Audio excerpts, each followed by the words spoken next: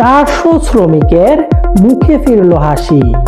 সিঙ্গাপুরে বেতন না পাওয়া শ্রমিকদের পাশে দাঁড়িয়ে গড়লেন মানবতার অনন্য দৃষ্টান্ত। সিঙ্গাপুরে কয়েক মাস ধরে বেতন না পেয়ে চরম সংকটে পড়েছিলেন প্রায় 400 শ্রমিক। আর্থিক অনিশ্চয়তার কারণে অনেকেই দৈনন্দিন খাবার, বাসস্থান ও প্রয়োজনীয় খরচ চালাতে হিমশিম খাচ্ছিলেন। এমন কঠিন সময়ে বিভিন্ন স্বেচ্ছাসেবী সংগঠন, স্থানীয় বাসিন্দা ও মানবিক উদ্যোগ তাদের পাশে দাঁড়ানোর এক অনন্ত দৃষ্টান্ত তৈরি হয়েছে। খাদ্য, প্রয়োজনীয় নিত্যপণ্য, অস্থায়ী সহায়তা এবং আইনি পরামর্শের মাধ্যমে এসব শ্রমিককে সহযোগিতা করা হয়।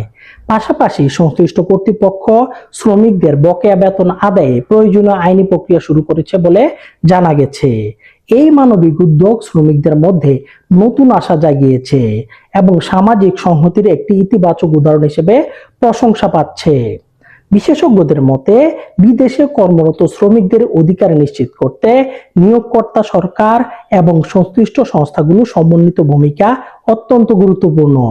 একই সঙ্গে প্রবাসী কর্মীদেরও বৈধ চুক্তি, বেতন পরিশোধের রেকর্ড এবং শ্রম আইন সম্পর্কে সচেতন থাকার পরামর্শ দেওয়া হয়েছে।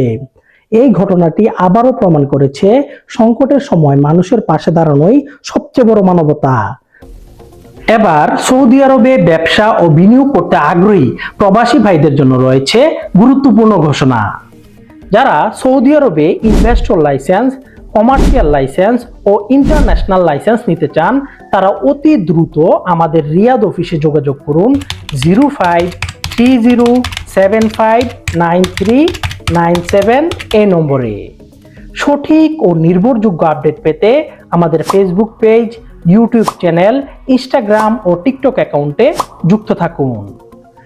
সাথে থাকুন সবার আগে সঠিক খবরের সাথে। ধন্যবাদ।